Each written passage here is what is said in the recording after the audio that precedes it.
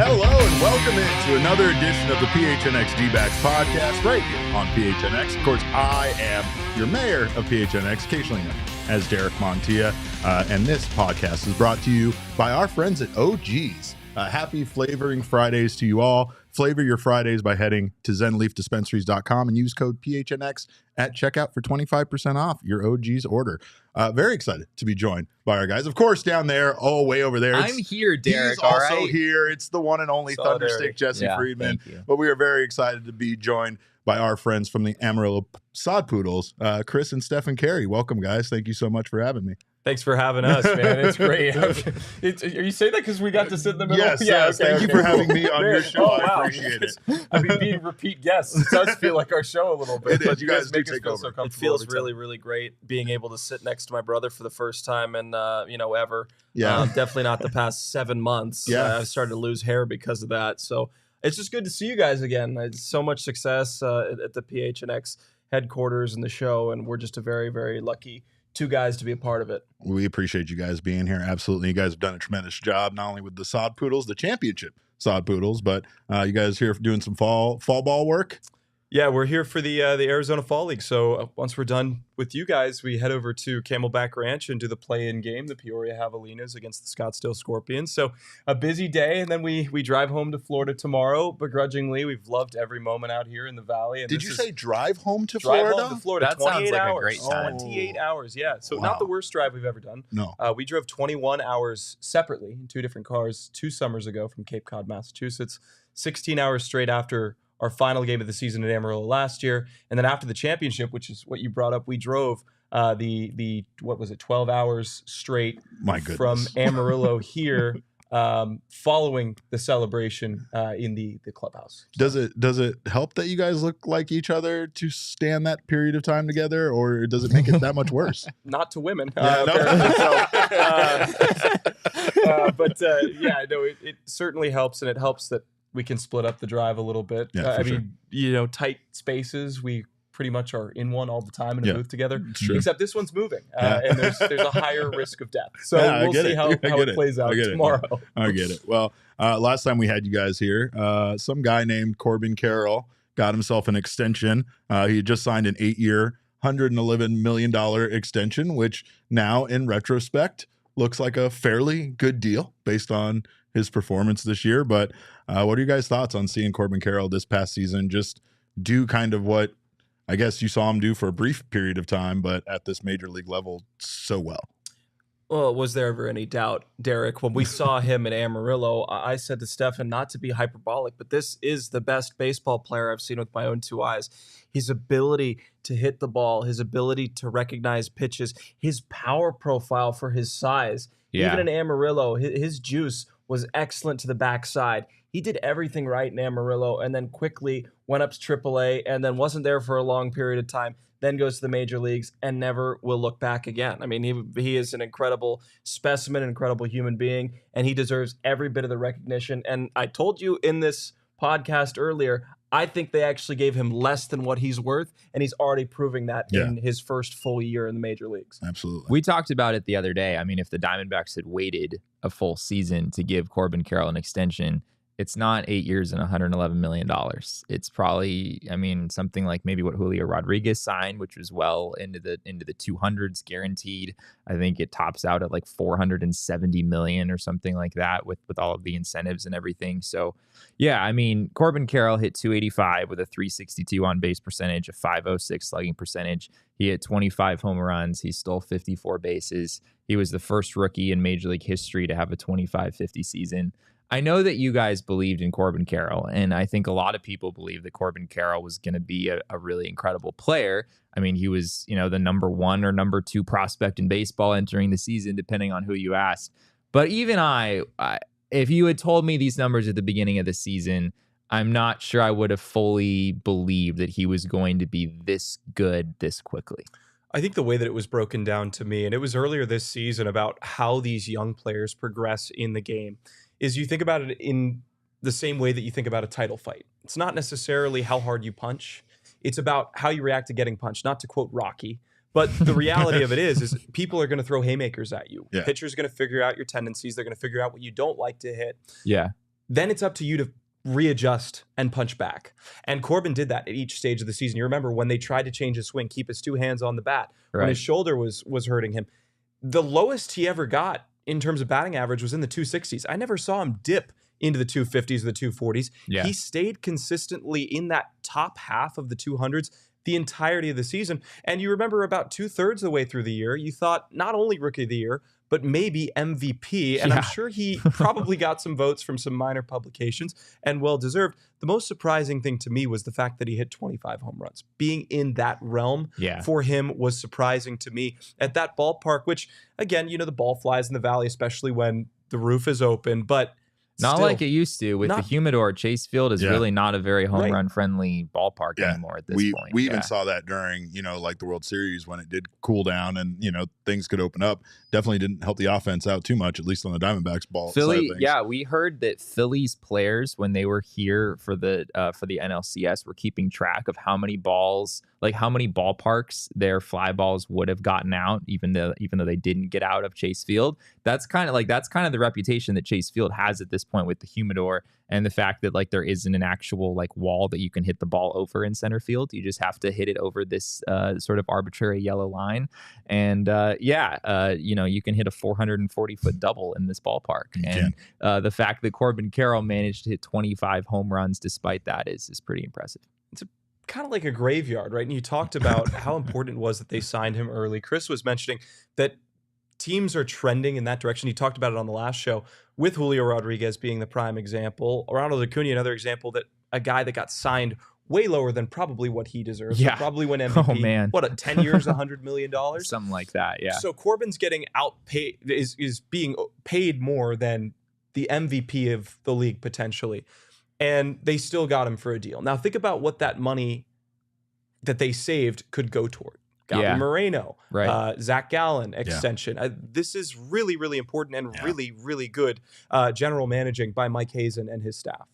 Yeah, we've talked a lot about Mike Hazen and the fact that the extensions now for Mike Hazen and Torey Lovullo allow them to continue doing, what the plan, I guess, that you could say that they've set in place. They do have a long-term plan. They probably have a little bit shorter term, knowing that they're not going to have guys like Merrill Kelly and Zach Gallen on this roster as long as they potentially would like to, right? But it definitely seems like, having Hazen in place and allowing him to kind of understand how this team works, where this team is going to acquire talent from, and how they're going to compete in the NL, West is a great thing. It took him some time. This team spent some money. They did some things that maybe, obviously he even will admit that he regrets, but it definitely feels like with the moves they've made this year specifically, that Hazen kind of has it figured out as far as, what this team's identity is going to be and how much at times they want to actually spend, whether that's financially in actual dollars or like we saw at the trade deadline, give up from the farm system because they feel like they have so many, valuable pieces still within their system. Yeah, let's take it another step further too, with Mike Hazen especially. And I want to give the laurels to Torey Lovullo as well, but Mike Hazen was the head of all of the searches for the Red Sox openings for the president of baseball operations GM job. Yeah. And for a man that's from the Northeast to look at that job and look at what he has here in Arizona and have the belief that they were going to do what they were going to do and continue to sustain that success in the next couple of years really tells you about his belief and the foundation that they're setting here in Arizona. And that should be an attractive thing for free agents because they have a GM that's not going to leave for arguably maybe a better paying opportunity. You've got a manager that wants to be here and only here, a player group that seems really connected. They are very cohesive, and the power of friendship is certainly alive. The power in Arizona. Of friendship. And that's how we got there. It's a great place to live. Why not come here? And they might start opening up their wallets a little bit more for players like a front end starter. I know they need to fill the third base spot and maybe one more power bat. And then they're really set to be competitive, not only in the postseason, but for the National League West regular season, where they're not anymore a wild card team. They're competing with the best, with the Dodgers, who have started to take a little bit of a tumble right now because they don't have the same amount of prospects as Arizona has. Yeah. This was something that Mike Hazen talked about the other day at the GM meetings, is just the idea of after the run that you just went on, is Arizona sort of a destination now when it comes to free agents? And obviously money is probably the most important thing when it comes to signing free agents, but there also can be at least some level of importance to being an attractive destination, a place where people want to play. And Mike talked about Corbin Carroll and the fact that people probably want to play with Corbin Carroll, right? The Diamondbacks have an established, I think we can say, superstar, which is crazy after one full season that we could probably use that term with him. The Diamondbacks have an established superstar who's not just here for 5 more years. He's here for 8 more years because of the deal that they signed. Yeah, and I think you look at how this roster was assembled and you look at the pieces that they had, not only the young pieces that were built through the farm system, which is genuinely kind of how Mike Hazen approached this situation. Yeah. A hard rebuild through the farm system. Yeah, you traded away Dalton Varsho and you got back 2 better players in return. Now, Varsho, very versatile, and I know that everybody loved Varsho when he was here, but look at what Lourdes Gurriel did. Look at what Gabi Moreno did. Then you go and you get Evan Longoria, who provides that older mentorship to these younger players. Right. Now, that works in a synergized way, right? Longoria wants to play with young, exciting, bubbly players. Yeah. He got all of that with Thomas, McCarthy, Carroll. Then you get Carroll, McCarthy, Thomas, an aged veteran, a guy that has seen every bit of baseball you can see at the major league level, and he helps them be coached up. It's like when you have an older starter in your rotation to try and guide some of your younger starters. I think they did a great job assembling, and that's really that third base spot is going to be more important to fill in terms of the quality of the person, not necessarily the quality of the player. Yeah. I've said that you can't quantify the experience he brought, right? And like what you're talking about, that on-field coaching, sometimes just as a player, you're willing to listen to a teammate a bit more. And also you just never know the impact that guys like Longoria and Tommy Pham had on this run, right? I mean, telling them to act a certain way, telling them certain things, especially from a guy that has been here before, can just help you relax. The baseball isn't any different in the postseason. It's up here, right? It's being able to handle the pressure. It's being able to go into these situations and play your best baseball without letting all of the other, kind of environmental and all the other, variables impact you as a player. So that was the impressive thing about Corbin. He faced adversity. Like you said, he had his batting average kind of dip up and down. He bent at times, but didn't break. He had some injury scares. We know that. Yeah. Broke us almost every single time, more than it stopped him. I mean, I literally was curled in a fetal position at one point, after. That's kind of hot. It was. Let me tell you, I wish there would be more pictures of it. But we know April 29th, the knee thing in Denver, and then that caused him to kind of hold back on stealing bases. Right? There were about 4 different points during the regular season where it looked like Corbin Carroll's season might be over. Yeah. And yet he was back within a matter of like 2 or 3 days in every situation. I don't know if that's something you guys ever had with him in Amarillo, if there was ever like a big injury scare moment or anything like that. I think when we interviewed him in San Antonio, the question was about his shoulder, right? Sure. How was he adjusting in his first full season post-shoulder injury? Because he was in Hillsborough for 7 games? Yeah. And then began the season in AA, was the best player in the Texas League in the time that he was there. And there was never an issue. I think Corbin, for a moment, we didn't get to see Corbin at 100% ever, because I don't think he was pushing himself to 100%. He wasn't as big of a base stealer. He wasn't showing off the arm and right. That wasn't who he was. He wasn't making the diving catches that he was in Reno. Once he felt that the big leagues was coming, that was when we saw a different level of Corbin Carroll. And the cool part about his story and his situation, and you saw the Jelly Roll speech on Twitter, he said, there's a reason why the windshield is bigger than the rearview mirror. If we keep looking back at what he did this season, it stops us from thinking about what he could do in the next few seasons. That's the really exciting part. This is the tip of the iceberg for him. Yeah. And Jim Callis just put out an article today about what a player's future output could be. These rookies, these rookie of the year candidates. And he put Gunnar Henderson just above Corbin. And it's hard to say that, because when you look at WAR and you look at the way that the game is being monitored, the way that players' values are being added up, Corbin does everything so well. defense, offense, stealing bases, creating chaos, not to Yeah, quote but the hashtag. I think with Gunnar Henderson, the only difference is that Gunnar Henderson was either the Silver Slugger he was the Silver Slugger for the utility position this year as a rookie. Yeah. The reason that it's not his ceiling, but maybe his shelf life is a little bit higher, is because by the time he gets to maybe 38 years old, he can go over and play first base. Corbin's size doesn't lend itself well to anything except the 3 outfield spots, and maybe he'll be a super DH like an Ichiro type. But Corbin is far and away, in my opinion, the better player than Gunnar Henderson. I think Henderson's going to have an excellent season next year. But Carroll, right out of the jump, has had one of the better seasons that we've seen from a rookie in a really long time. And he ignited this area in Arizona. I mean, you see all over social media, who's the face of Arizona sports? Still, some people say Devin Booker, but the vast majority has started to say Corbin Carroll is the face of Phoenix, Arizona, and Arizona sports as a whole. And to do that in one season is crazy. It is, because it's something that we've had a question about over the last few seasons. At one point, I think when we first started this podcast, I made the claim that David Peralta was the face of this team, which, man, thank God we're like far away from that being the case, because they didn't have that superstar once Paul Goldschmidt left. And it really felt like at times, someone like Ketel Marte was that for this team, but reluctantly, like he didn't really want to be that. I don't think Corbin Carroll necessarily wants to be that, but he just is, with the way he conducts himself, with the way that he answers questions in interviews. Like he's a very mature young man, and he's so good at his sport that those two things combined make you respect him a tremendous amount. It makes it easy to root for him. Corbin's a people person, and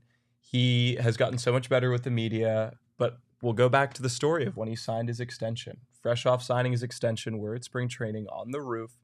On the roof of the facility in Salt River, and he gets swarmed by media as he walks out the door. And Guilty. First people he walks up to, me and Chris, and he comes in and he hugs us and he asks us how we're doing. Yeah. That's a human being. Yeah. That's a player that you can root for and rally and get behind. And basically by proxy of employment, we've started to root for this team, but mostly root for its players. And that's one thing that baseball has missed out on that the other sports have capitalized on. Basketball does it so well. Football does it so well, is you can root for players and not necessarily for teams and be fine.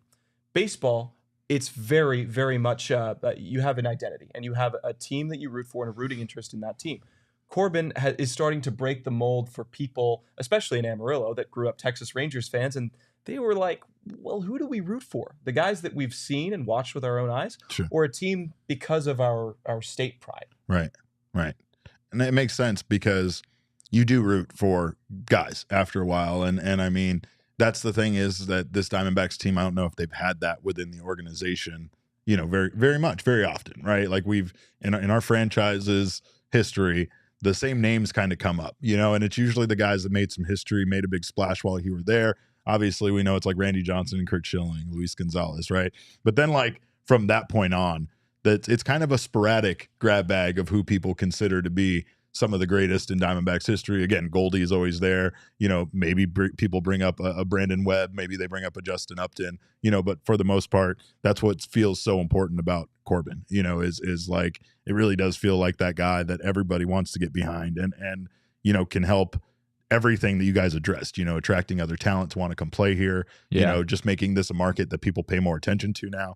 And obviously I know you guys have the whole idea of or you guys, broadcast for a team that plays in a very hitter friendly environment. But, you said that Corbin really wasn't doing a lot of the stuff that he did. Did you imagine him being able to hit 25 home runs at a major league level and do the 50 stolen base thing? Like, was that something that you could have foreseen, or is even that kind of outside of your realm of being able to believe that he did that? I think that this year, I think the 54 stolen bases was less surprising to me as compared to the 25 home runs. Right. I said to a lot of people, 25 home runs for Corbin Carroll is like way more than I would have ever expected. I thought he was going to hit 15, and I would have been fine with that. Yeah, that would have been a success. He would have been excellent. But 25 home runs, when you see his pop and his ability to hit the baseball, it just flies off of his bat differently. And Corbin had success at Hodgetown, but it's really tough to see how that will translate at any other ballpark. And like you guys said, in Arizona, it's a little different. It's a little bit, the ball is deadened a bit when with the humidor and everything going on there. Corbin, I expected to get a 25 home run season a couple of times in the midpoint at the peak of his career. Now we're getting to the point where if he keeps hitting this way and he continues to build muscle, because he's even more muscular now than when we saw him, he might be a 35, 40 home run guy at 5'10", 170 pounds. And that is unbelievable to think about, especially in the leadoff position. So Corbin is a unicorn. He's a transcendental talent. Yeah. He's something the Diamondbacks should really be excited about and hold on to for as long as possible. And really, I know it's way ahead of the horse, but with the way that he's playing the game of baseball, don't ever let him see free agency. Don't. Yeah, it's time to start working on another extension. Yeah, right? lock him up. We're only 8 years away, Exactly. Mike Hazen, right? Well, it's funny because Torey Lovullo talked about wanting to be a manager of this team forever, and he keeps getting these extensions that aren't ridiculously long, but he keeps getting extended, and it feels like Torey is going to be a manager forever of this team, or at least as long as he wants to be. And I mean, I feel like Corbin is a priority to make potentially the first Diamondback that plays his entire career here, and that's something that I don't know if franchises can make happen anymore, but I'd love to see it be with this guy. You know your team is getting good when people on Twitter are saying to fire your manager after 2 losses in a row. Oh yeah, and this is it's just overreaction central. They did it with Brian Snitker. He ended up winning a World Series in 2021. Yeah, they do it with every manager. Yeah. And when you look at Torey Lovullo and you look at the way that his players respond to him, he's a top 5 manager in baseball in my mind right now. There's nobody that could be able to navigate things the way that he did against Philadelphia, needing to win 2 in a row at that ballpark with those stakes, with that team with no experience against a team that just went to the World Series. That just goes to show how talented of a manager he is. The emotions are there. The fact that he wants to be back. They rally behind him. I remember talking to Blaze Alexander during spring training, and he said, I love Torey because he tells us how it is. He tells it straight. Yeah. And that's one thing that the guys respect about him. He is so good at having the ability to connect with players young and old. Even when Merrill Kelly was getting frustrated, getting pulled in games when he thought it was early, it ended up working out for Torey. And because of that, Merrill respected his decision the second, third time it happened. Do you remember earlier in the season with it was the Phillies and they hit Corbin Carroll in 2 consecutive at-bats with Matt Strom? Yeah, it was Matt Strom, hit him twice. And Lovullo comes out and he starts jawing at JT Realmuto saying, this can't happen. This is our guy. It's right before the All-Star game. He's already had some bumps and bruises. That's a guy that's riding and dying for his players. And you don't see that as often in Major League Baseball with managers because some of them are older. Some of them have a little bit more self-interest. And he is going out there, player-first manager, doing everything the right way. And from our limited experiences with him, I've been very impressed with just how down-to-earth the guy is. Yeah. Torey even took that a step further because when asked after that game what he said to Realmuto, he said, I told him I would have done the same thing for you if you were my player. And talk about hitting a guy. How do you respond to that if you're mad at him for coming out there? He says that to you. And I can only imagine sitting there going, man, wish Rob was like this. For the record, I'm pretty sure Torey said some other things to JT too. Yeah, but that was part of it. It's kind of funny too because you bring that up, right? And obviously we know that the with the World Series and the playoff run, we got to see that side of Torey that we don't get to see, right? That's kind of the reason why players love him so much. When we see those speeches that we get after this, during the celebrations, that's actually a side that they probably see more often that we don't. And it we as fans love that side of him, love to see him fire us up. I've talked about how many times his post-game speeches made me want to run through a damn brick wall, right? So it's that's the reason why they talk about, how much he means to them internally because that's what they see. If you look at The Last Dance as an example of how Michael Jordan would utilize criticism cliche and weaponize. But that's what I'm saying is weaponize criticism and use it to his own advantage to become better. Yeah, there's nothing worse than than having a dynastic team, a team that everybody said was going to be great, and their people come out and say, "Oh, everybody doubted us." No, everybody doubted the Diamondbacks. Yeah. Everybody. Right. Everybody. I didn't think they were going to the World Series. I thought they were going to make the playoffs. Yeah. I didn't know they were going to go to the World Series. And Torey used that to motivate his players. Yes. And it was pure and it was real. And Yeah. they really rallied behind their manager. The their bulletin leader. board was big. Yep. It was big and it was filled with lots of stuff. And like, yeah, you're absolutely right. And sometimes, especially, your team, what fires them up, you can see throughout the season when people make those little comments, when articles come out, when disrespect gets thrown their way, how they handle it, how they respond. And yeah, you're right. He can turn around and weaponize that. And he definitely did it during the playoffs because there was plenty of disrespect to be had about this team. Right? I mean, as a member of the media, it was fantastic because at times you get a little tired of managers just kind of like saying what they're supposed to say Doing and the doing nice it stuff. by the Yeah. book. Yeah. Torey did not do that. He had some fun with Mad Dog. He had some fun with, quoting Coach Prime and everything along the way. Mhm. Like the Diamondbacks very much embrace this mindset of, the world doesn't believe in us, but we do. And it's hard to argue with the results. Like, I guess it worked. Yeah. Didn't they play like Dancing on My Own after they went to the World Series, which was Philly's like anthem, and then they played Mad Dog by Young Thug and Yeah. the I something think like was that. I accurate. mean, Well, and I did. Excuse me, I did not give you guys a hearty ski on the show. So ski to you both. I apologize for not doing that. That was also part of our run and our anthem, right? But yeah, no, I mean, again, it was. I think that was the key is like, or the ski. The skiing. Yeah. Right? No, the fun, right? Like these guys had fun the whole time. It felt like, and maybe the fun ended a bit in the World Series because things get heavy. There's the pressure is on at that point, and it's hard to like kind of just laugh your way, through it. But at the same time, it's just incredible what this team was able to do. And again, with so many of those young guys that you both have had the opportunity to kind of see come through, through Amarillo. There are more coming. Yeah. There are more coming. Yeah, well, we're going to talk about those guys right now. But I do want to let you guys know, of course, to check out BetMGM if you haven't done so already. You can place your first bet. You can place future bets for MLB. Great time to do so with the season coming up.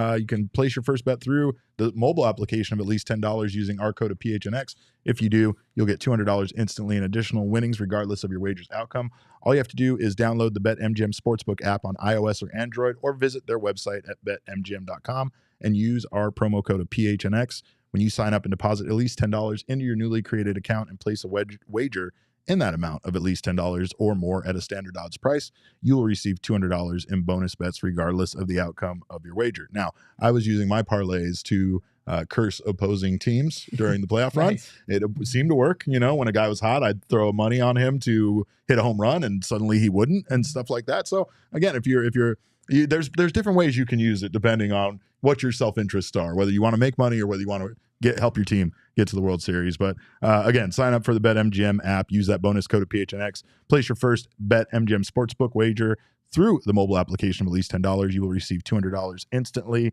in additional winnings regardless of your wager's outcome. Check out the show notes for full details. And now listen to Shane talk about the disclaimer. Gambling problem? Call 1-800-GAMBLER. Colorado, D.C., Illinois, Indiana, Kansas, Louisiana, Maryland, Mississippi, New Jersey, Nevada, Ohio, Pennsylvania, Tennessee, Virginia, West Virginia, Wyoming. Call 877-8-HOPE-NY or text HOPE-NY 467-369 New York. Call 1-800-327-5050 Massachusetts. 21 plus to wager. Please gamble responsibly. Call 1-800-NEXT-STEP Arizona. 1-800-BETS-OFF Iowa. 1-800-270-7117 for confidential help Michigan. 1-800-981-0023 Puerto Rico in partnership with Kansas Crossing Casino and Hotel. Visit BetMGM.com for terms and conditions. U.S. promotional offers not available in D.C., New York, or Ontario. Ontario. Thank you, Andrew Dang, for your super chat. Andrew says, God bless everyone. Happy Veterans Day.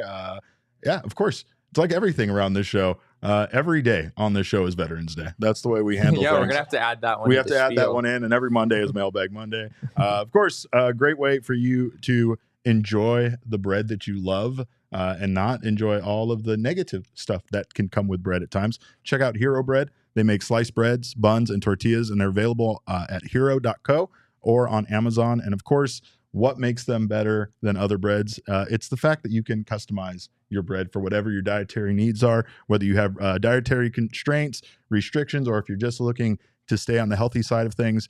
They have not only a wide variety of high fiber, low carb options, they have high protein options as well. And the best part about it is that the texture is so soft and fluffy, and it still tastes like some of your favorite bread, delicious and not as dense as some of the healthy breads you can find out there. Of course, they have a low carb option to fit your lifestyle. And of course, their founder baked, again, I love this fact, 100 muffins per day before he found the perfect blend that fit his allergy constraints. And I just need to know what happened with those 100 muffins every single day.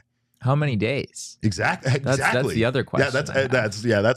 See, now we're going to get into stats. You know, Jesse's a big stat guy, so he wants to know. But check it. What's that? Well, then it begs the question: do you know the Muffin Man? Oh my God! Does he live on Drury Lane? Do you know Max or do you know Patrick Lyons? Because you guys would all get along, I think, really, really well. Right do now, they also read at a 5th grade level? yes, they do. That's where their jokes are too. Hero Bread is offering our listeners 10% off their first order. Just go to hero.co. Use code PHNX to save on Hero Bread today. That's HERO.co to save 10% today. Appreciate you guys being here in the PHNX Sports YouTube channel. Of course, if you haven't subscribed already, make sure to do so now. Sign up for notifications. Drop us a like. We always appreciate you doing that. If you're listening on the audio podcasting side, make sure to subscribe there as well. And leave us a review. We always appreciate your feedback when it comes to the reviews. Now, you guys had your own championship run with the Sod Poodles, which you actually completed. Actually won. What's that like? I'd just like to know. Was it nice? Was it fulfilling? It was really cool. Oh, okay. It was really cool. Look, it's great for the people of Amarillo, but I was really happy for the players. Yeah. To get to go and do that. And it was a banner year for the organization. And I think the D-backs have a lot to be excited about, a lot of young talent to be proud of. Sean Roof was the manager again this year, and he became the winningest manager in Sod Poodles history. He won the second ever championship in team history. He's a great guy too, by the way. He is fantastic. Yeah. And I was really happy for him, for Javier Colina, who's coaching in the Fall League, for Tom Gorzolani, for Termel Sledge, for Jake Shealy, for all the people in the staff and all the people in that clubhouse. They worked so hard to do what they did. Yeah. And if you look back at how it all unfolded, they led the entire second half. Like, there was no question they were going to be that second team from the South Division to make it to the postseason. They go game 1 at Hodgetown, lose to San Antonio at home. That means you've got to go to San Antonio, the least hitter-friendly ballpark in the league, and win 2 in a row against. Quite the opposite of where you guys play. They win 2 in a row. Drive through the night to Arkansas. So before they won the 2 in a row, though, I saw Roof in the gym, and we were in the San Antonio hotel, and he never gives up on his guys, but he seemed a little lower because he's like, we didn't play well in San Antonio in the regular season. And I told him, I said, you win one game and then you're right back in it. Mm-hmm. After they won that game, everything else was fine. I mean, what was your doing, Chris? In the words, I was gonna say, in the words of our producer Damon. So basically, what you're saying is, don't let us get 1, because if we get 1, we can get 2. Don't let the boys get hot. Yeah, don't let the boys get hot. And there were a lot of really, I'm not going to say hot boys, but you can say that. I mean, there were some good-looking gentlemen on our team, that's for sure. No, but they played really well, and there are some really talented players that are coming up in the system fast that the Diamondbacks and Arizona fans should keep their eye on and be very excited about. Who were the key? Because I know throughout a minor league season, you have so many players coming in and out. Like Jordan Lawler, right? Played a decent amount for the Sod Poodles this year, but he was on the Diamondbacks World Series roster. Like, there's a lot that changes over the course of a season. Who were kind of the key guys that led the Sod Poodles to go as far as they did? Yeah, there are a couple that come to mind immediately, but it begins with AJ Vukovic in my mind. He was the consistent piece. He's a player that I think is really fallen under the radar for D-backs people. I was looking at some stats from, I think, D-backs Stats and Info on Twitter today. He led the organization in runs batted in, was second in the organization in RBIs, led the organization in hits. He's a right-handed hitting outfielder. Center fielder now, yeah, he's right? Center fielder. I think he profiles a little bit better in the corners, sure. But phenomenal. Good power, good juice. He's in the top of the Arizona Fall League for stolen bases. He does everything pretty well. Strikeout rate's a little bit high, but he was one of those players. Caleb Roberts is the most intriguing prospect in the entire pipeline, in my opinion. I think he's Dominic Canzone 2.0 with a better swing and plays better defense, and he catches.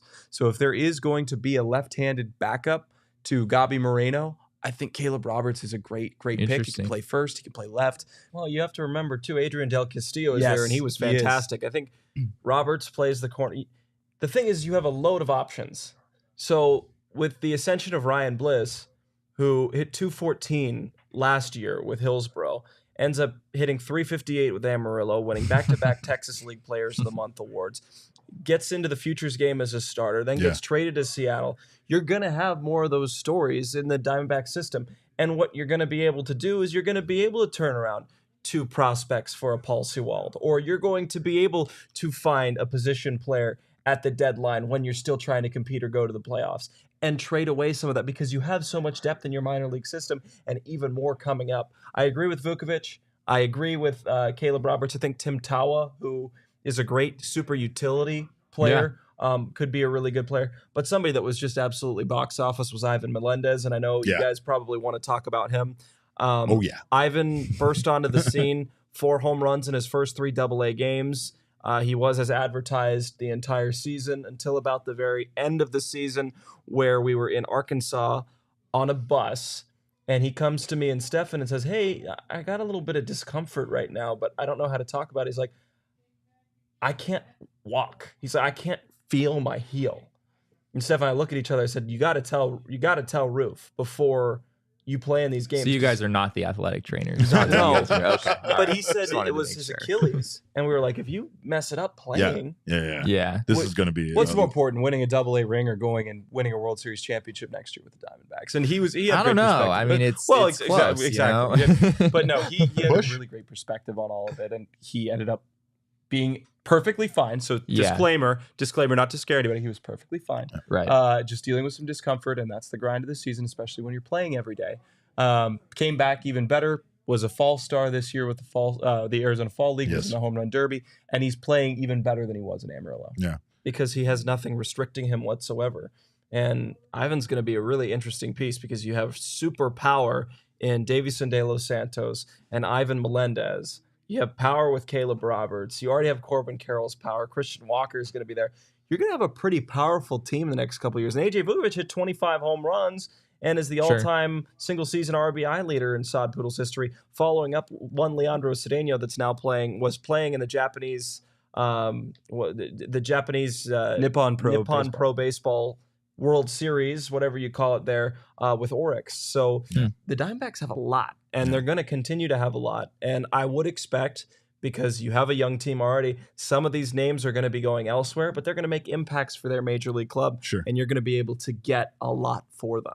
Do you think any of their answers to the lineup holes that they have now are possibly in the minor league system right now, or do you think that's a bit of a longer term kind of thing? I think it's a way that you have to think about. You have to think about what you're willing to commit to, right? Are you willing to fully commit to sticking with that farm system plan? But now that you're already good, and you know you have at least, probably with the departure of Gurriel, I know it sucks. Yeah. And with the departure of Longoria, you have about 85% of the pieces that you need to make it to the World Series because you just made it. Right. Does Lawler play short? Does Perdomo play third? Does Lawler play third? The only question is offensive output. Mm-hmm. How many home runs is Lawler going to hit if he's an everyday third baseman? Yeah. Is that enough to consider putting him in the lineup starting every day? Perdomo is going to be a 10 home run guy at his best. Correct. Right? I think he's starting to figure it out a little bit more. Plays elite shortstop. Yeah.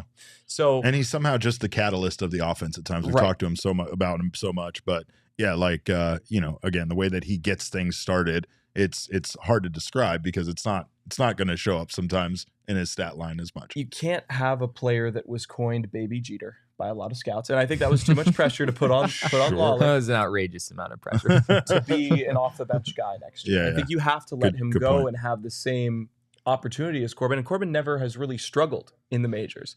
I think Jordan's going to struggle a little bit, but he struggled at AA this year and found a way to bounce back and become elite. Make no mistake, he was the best player in the Texas League, probably the best player in AA at one point, even with his struggles. I mean, a lot of the time, the exit velos were well over 100, 105, 110 miles per hour. It was just landing in the right spot and the right gloves and all that. Jordan is a really good hitter, really talented defender. Stefan's right, though. Where is he going to play? Is he going to play shortstop every day? I think that's the plan.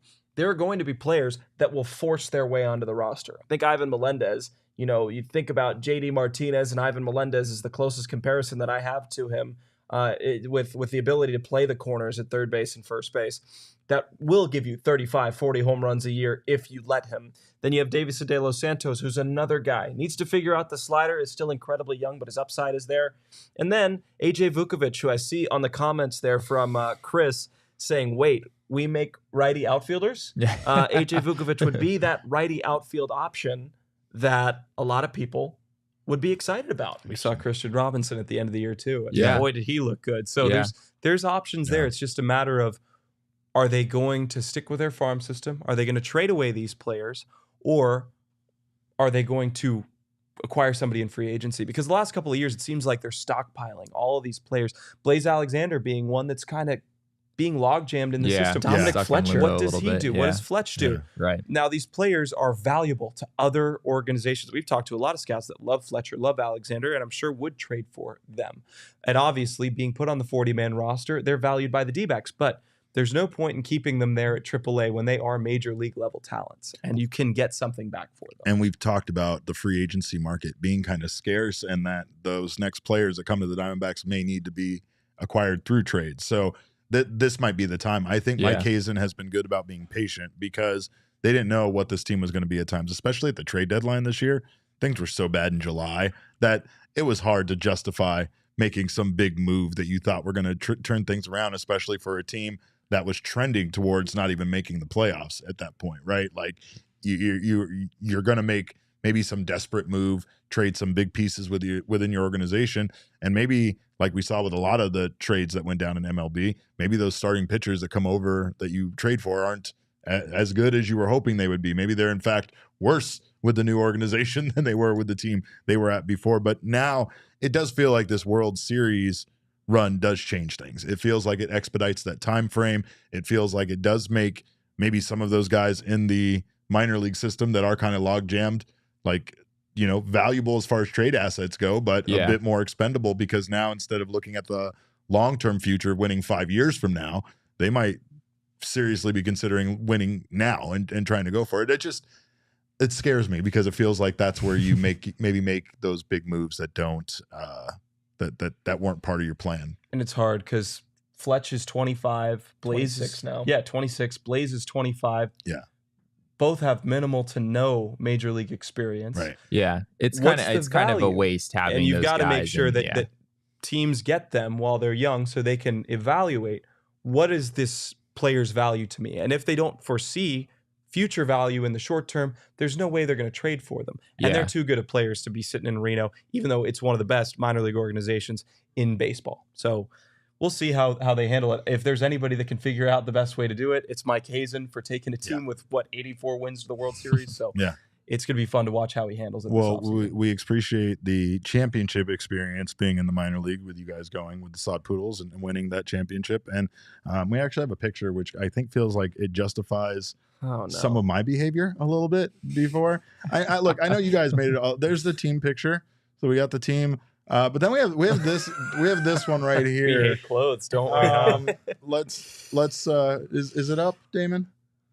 There it is. Oh no! Oh man, there it is. You got Chris on the right. Yeah. Good thing this is a subscription-based service. Look, I got a lot of flack, and maybe I celebrated a bit early, but I do appreciate the fact that we were all on the same level as far as our celebrating. You was concerned. obviously have a much better tan. Look, the studio lights help quite a bit. Your I'll last say name being Montilla might help that a little does bit more. also help a little bit. There's some ethnicity there in my background. I feel like there's an important distinction here, though, because you guys were part of like the celebration, right? It's the champagne. What are you thing trying and to say, whatnot. Jesse? There are right acceptable situations to remove one's shirt just because of it just makes sense in that situation. Like when Derek your team makes the World Series. was just sitting on a chair in our studio. To be fair, Damon egged me on.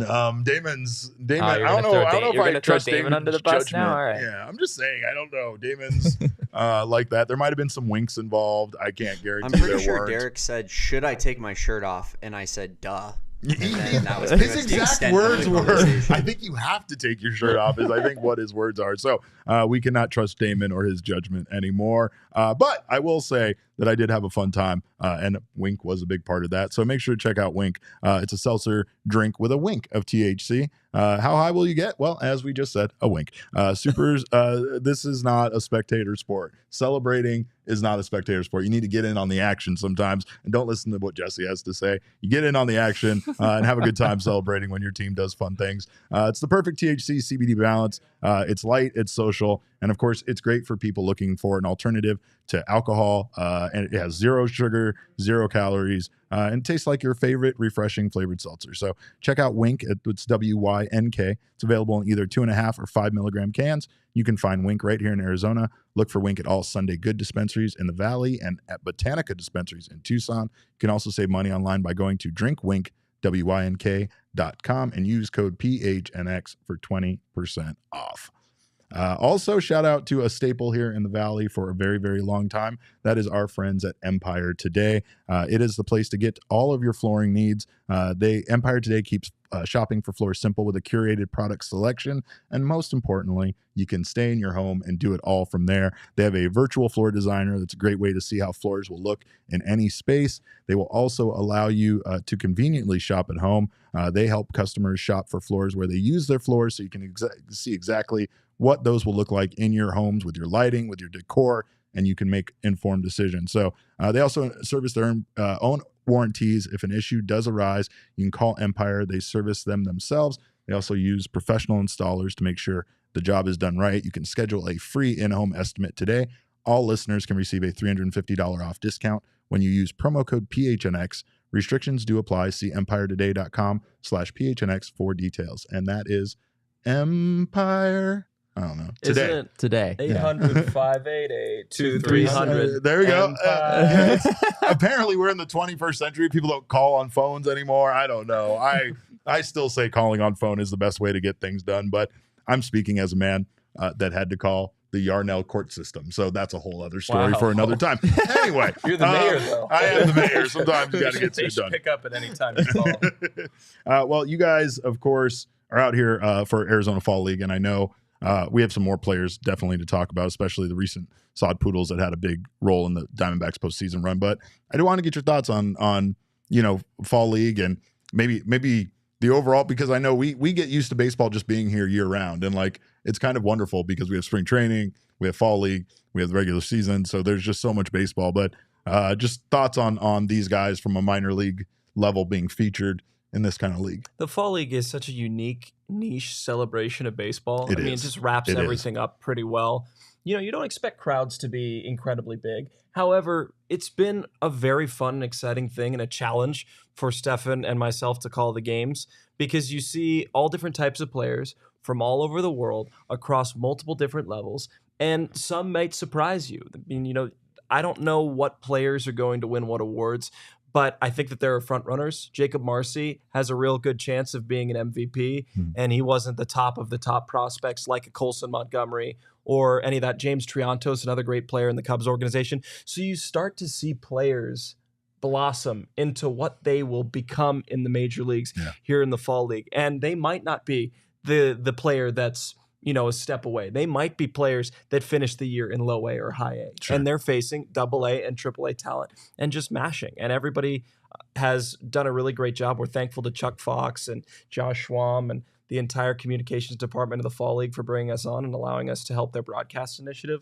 And I wish we could stay longer, but the season ends tomorrow. We wish you could too, but I know that the Fall League comes and goes very quickly. Like it feels like it's here and gone in the blink of an eye. But we were planning on doing quite a bit of Fall League coverage this year, and then the team went to the World Series. The World Series it got in the way of our Fall League time. It got in the way of Torey's Christmas decorating time. There were a lot of negative impacts involving the World Series run, but we'll take it any year. But I do know that, like you were saying, the Fall League is very important for these guys' career, because sometimes that's where you can kind of have a breakout kind of moment where not just your own organization gets to see, but obviously scouts and such from other organizations, where you could end up, making an impression and trying to get those teams to make that play for you. Yeah, it was really, really cool. For us on a personal standpoint, right? we're just two broadcasters, right? We just go out and we call the games, and we've gotten to meet so many cool people. We got to go on MLB Network in the bottom of the 7th of the Fall Stars game. It was a really quick inning, but it was an honor to be asked. How long was the It inning? was about a minute and a half. Sweet. Minute and a half. Yeah. It's a little introduction and ground ball, strikeout, whatever it was, and it was super quick, but obviously everybody's trying to advance and everybody's trying to excel. Our goal is to make it to the majors. These players' goals are to make it to the majors. And I think that the thought process and the ideology from Chuck Fox and Josh Schwam in terms of the Fall League was to not only have it be that way for players, but also for the staff, for the broadcasters, for everybody, to be that finishing school. And that's what it's been for us. We've come out here not for the money, not for the attention. The fame. It's the fame. Yeah, it is the fame. We know That's why right. you're here. Come on now. I obviously didn't get enough press because I wanted to come on PHNX because I knew that this would do it for me. Yeah, I know. Yeah. So this is... Who needs MLB Network when You you have got- the you got PHNX us. D-backs Did they have show, that right? in studio? I'm just saying. Yeah, That's exactly. all. I will Throwing that say out you there. guys did wait a month and some change to have us Yeah, on. that is true. That is I true. felt like I took a back seat with the mayor and the vice mayor. It's fair. Yeah, I there's- must be like this the plush city snake is planner more or loved than something. we are. I mean, That's, you know. Well, that's JJ. I mean, it's hard JJ, to. yeah. He's the star of the show. Yeah. But of course, you guys, we know you guys got to see these guys that, man, just were so valuable to this team during this playoff run not too long ago. Brandon Pfaadt, Andrew Saalfrank. How cool was it to see these guys like on this stage, especially Pfaadt? I mean, we interviewed a lot of members of his family and former teammates and stuff, and We nobody found the seemed- entire Pfaadt We clan found the- yeah, we- outside Chase the- Field yeah. before. What was that? I guess that was Game 3 of the, I believe of it the was. World Yeah. Series. Yeah, it was a good But time. no one really seemed to be surprised that he was handling this moment with such grace and looking like the veteran he did up there. I wasn't surprised either. I was elated for both of them. I mean, Brandon Pfaadt, when he left AA Amarillo, had 144 strikeouts to 19 walks. Yeah, that dominant. was Had really a banner incredible. year Yeah. last year, minor league pitcher of the year-esque season, then goes to Arizona, gets hit around a bit, goes back down, figures some things out, then goes back down again, figures some things out, and then moved to one side of the rubber to the next, and it seemed to pay off with Brent Strom being the real difference maker as a pitching coach. Brandon Yeah. Pfaadt is the real deal. And Andrew Saalfrank is also incredible. That curveball that I still look at it and I think it's a slurve, but I know he calls it a curveball. It has really good rotations. He very adamantly calls it a curve. Is a fantastic pitch. And he was dominating it with Amarillo. And it was only a matter of time before he went up as well. There are other relievers like Austin Pope and Jake Rice and Christian Montez de Oca that are going to have a chance to make an impact next year, possibly for the Diamondbacks. That's if they stay with the organization because they're building a lot of value. So just to see those guys thrive at this level makes it incredibly worth it because, you know, just a year and some change ago, they were on a charter bus going down to Corpus Christi, sleeping on a makeshift cot on the floor and just bouncing their heads around, playing cards with all their other minor league teammates, not making any money whatsoever. And now they're living their dreams. Yeah. Yeah, that's what's so incredible about this. And especially, you know, within the minor league system, Arizona Fall League, all of that stuff, like seeing these guys at this level and knowing like you have no idea how soon that dream can become a reality for them. But especially Saalfrank, you know, we didn't know a lot about him, and he just kind of came up out of nowhere at the end of the regular season. The Diamondbacks, it was honestly hilarious. Like, how often do you see a guy get called up? I think it was September 4th, I want to say, is when the Diamondbacks called Andrew Saalfrank up from Reno, and he immediately becomes the high leverage left-handed reliever of a team that was fighting for a spot in the playoffs. And then that continued. Final 2 months. He certainly had his struggles in the postseason, but Sure. the Diamondbacks still showed a lot of trust in him and put him in a lot of big spots. And he came through for them in those big And spots. yeah, I mean, more often than not, on the whole, it was a pretty impressive month and a half where he was just thrown into the fire in the big leagues. I can't remember like a postseason team ever relying that much on a guy who had a month of big league experience. It was pretty remarkable. It permeates its way through a bullpen, doesn't it? I mean, you look at the way that bullpen had struggled prior to Saalfrank getting there. There were 2 or 3 arms you could turn to in any given moment. And you can't do that on a consistent basis. Guys need their rest. That's how the game is played now. It's more rest. You're not going to have the same pitchers throwing every single day. But once Saalfrank gets there, you get one of the best bullpens in the postseason in the Diamondbacks. Everybody is pitching well. Castro is pitching well. Ginkle has always pitched well. You have Sewald doing his thing. I know that it didn't work out as well in the World Series. Ryan Thompson was excellent. Yeah, he was. Kyle Nelson, Ryan Nelson both pitched pretty well in the postseason. So that's the thing is there's sometimes that one piece. And I think everybody at the beginning of the year expected it to be Justin Martinez with his high velocity fastball. Yeah. It didn't end up being him. It ended up being a guy that threw in the low 90s and 2 pitches. Right. And he throws those 2 pitches so effectively that it's impossible to hit and no runs come against him. It generates soft contact.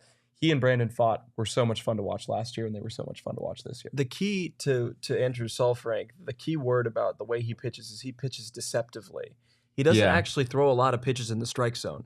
He generates a lot of swing and miss. So that curveball looks a lot like a strike and then breaks out at the last second. So those pitches are very low risk pitches when you think about it, and they break outside even further. So you generate that swing and miss. And that's what you want in a high leverage reliever. Especially you would hope that he finds a strike zone a little bit more, but with that sinker, it was coming along, the breaking ball as well. But especially against left-handed hitters, he was excellent. And to answer your question about a player being called up for a playoff run, the only player that comes to mind is not a pitcher. I have to think about in 2020 with Randy Arozarena. What he did. I mean, they just called upon him and he put the team on his back going all the way to the World Series. Kind of a similar story. I mean, a 60-game season, but the Rays and the Diamondbacks had parallels. A small market team, didn't spend very much money, had some young talent, really good connectivity, and they find themselves in the postseason and then the eventual World Series of that year in 2020. Yeah, going back to Saalfrank for a second, it really does feel like if Saalfrank throws strikes, just like enough strikes, not a ton of strikes, like you said, it's almost an asset for him that he's really not in the zone very much. And even in the postseason when he was struggling, it wasn't that Saalfrank was getting knocked around like crazy. It was just that he was walking guys, right? People were being patient. Yeah, and you know, there's something to be said for a reliever who's sort of not going to give in those moments. And you know, if he finds a way to throw strikes just enough, from what we've seen, it looks like he has a chance to be one of the better left-handed relievers in the game.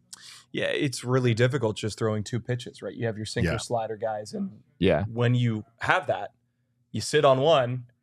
If you don't get it, okay, then you take the other. Curveball. Sinker curveball. But yes, typically he will correct you as we address. as you should. You know, I should know this. Shame. But the sinker curveballers, the few that are out there, you sit on one pitch, you wait for the fastball. If you get the curveball, more often than not, it's going to be out of the zone. If you don't swing, that's what hitters were starting to recognize. It's such a tantalizing pitch, which you should give Saalfrank credit to be able to be that deceptive. And that's what Chris was doing, is to be able to throw 2 pitches that effectively and not get hit hard. He's a phenomenal pitcher. Yeah. All right. Well, I have nothing more for you guys other than I love what you guys do. I think you guys are incredible as broadcasters. I think the Sod Poodles definitely should be thrilled to have you, and we are thrilled to have you here. So we thank you guys so much for bringing so much to the show. And I guess I have to ask, if we leave on one note, is there, and I know we always kind of ask this of you guys, is there somebody that we don't really know about, somebody that really doesn't get talked about that you think is potentially going to be that guy? Maybe a bit like Andrew Saalfrank, whose names really didn't come up. Then all of a sudden, out of nowhere, this guy seems to be, he makes the major league roster and seems to be very effective. Okay, you go first, Stefan. I think I have mine. Yeah, I have one. Okay. His name's Nafi Castillo, and right-handed hitting outfielder. I think, to me, if he can figure out how to hit consistently for average, power's there. He's Jorge Soler 2.0. He's Jorge Soler 2.0. Same size, a little slimmer, but it's same number too. That was like it is uncanny. From the Dominican Republic. Let's go. Jorge Soler 2.0, Nafi Castillo. All right. Mine is a young pitcher from Guatire, Venezuela, and his name is Yilber Diaz. Killed that pronunciation. Yilber Diaz is the real deal. He came up to AA Amarillo and had 4, maybe 5 starts and just shoved. I mean, we have the obvious. Hugh Midland's fantastic. Yeah. He throws 7 to 9 pitches at will and for strikes. But Yilber, high 90s fastball, good breaking ball, excellent changeup. And for his age, he's 21 or 22 years old. Yeah. To be able to do what he did for Amarillo, a team that lost all of their starting pitching. Luke Albright was hurt. Jamison Hill got hurt. Chad Patrick got traded away. Then you had 2 relievers doing bullpen games every day. You had 2 starting pitchers in the postseason.